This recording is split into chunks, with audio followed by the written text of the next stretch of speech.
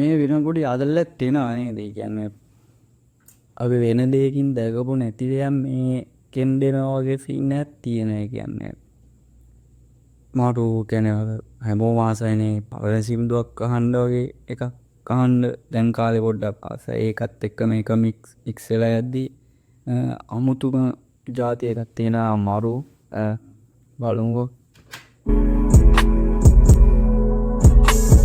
मागे आए हो मिसागर है सुलगिन सरपान लुबगे